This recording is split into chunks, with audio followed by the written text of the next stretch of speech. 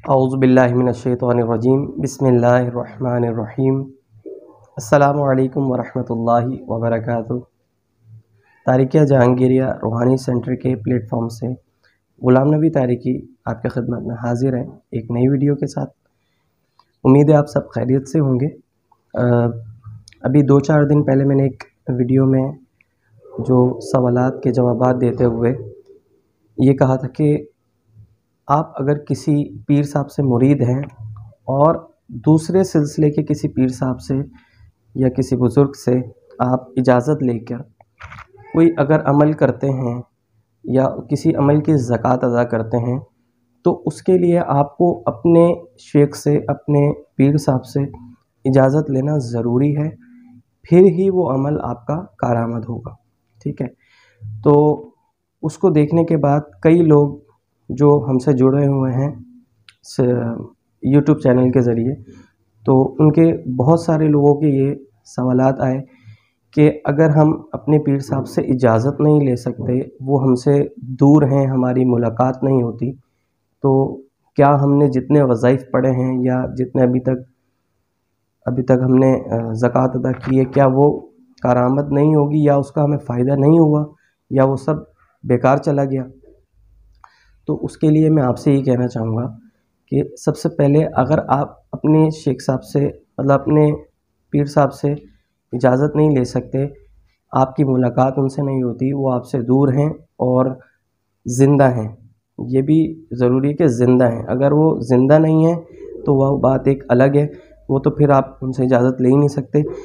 उस सूरत में भी, और अगर मिल नहीं सकते उस सूरत में भी आपने ये काम करना है कि जिस सिलसिले के बुज़ुर्ग से आप वज़ाइफ या लेकर पढ़ रहे हैं या ज़कात अदा करने की इजाज़त लेके पढ़ रहे हैं, आप उनके सिलसिले में बैत तलब कर लें।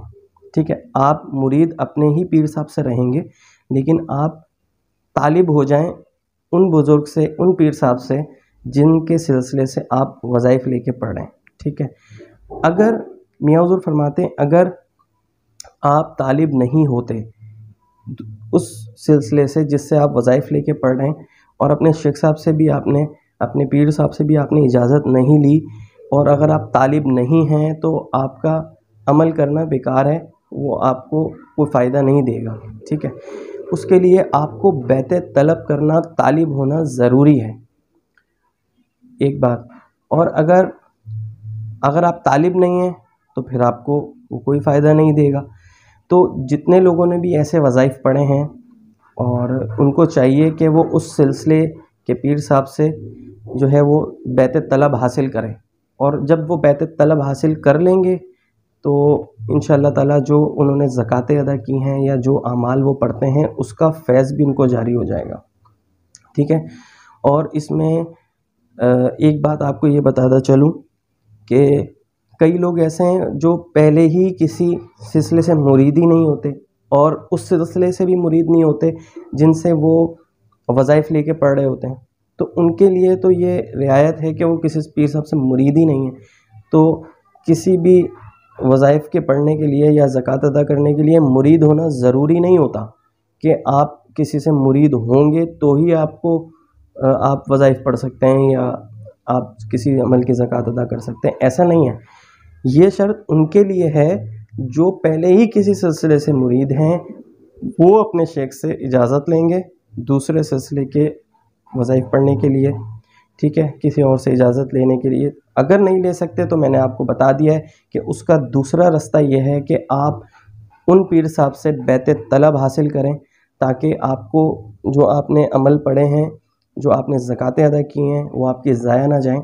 ठीक है, आपको बैत तलब जब हो जाएगी तो वो सब अमाल की इजाज़त जो उन्होंने दी है उसका सबका फैज़ भी हासिल होगा, वो सब सही होंगी आपके लिए, वरना वो कारआमद नहीं होंगी। ठीक है, तो ये एक सवाल के ऊपर सवाल समझने के आया था, तो मैंने कहा आपको इसका थोड़ा सा तफसीली जवाब मैं दे दूं, पर ये वो लोग टेंशन ना लें जो पहले ही किसी पीर साहब से मुरीद नहीं हैं, तो उनको भी चाहिए कि वो किसी न किसी सिलसिले से मुरीद हो जाएं, और बेहतर यह है कि जिस सिलसिले से वो वज़ाइफ लेके पढ़ते हैं जिन पीर साहब से, उनसे ही वो बैत हो जाएं। तो ये ज़रूरी है, आप इस चीज़ का ख़याल रखें। और जब इंसान बैत तलब हासिल करता है ना, तो बैत तलब हासिल करने के बाद दूसरे सिलसिले का भी फैज़ उसके लिए जारी हो जाता है। वो जो लड़ी चलती आ रही होती है बुज़ुर्गों की, तो वो उस सिलसिले का भी फैज़ उसको हासिल होना शुरू हो जाता है। तो इस चीज़ पे आप ज़रूर गौर करें।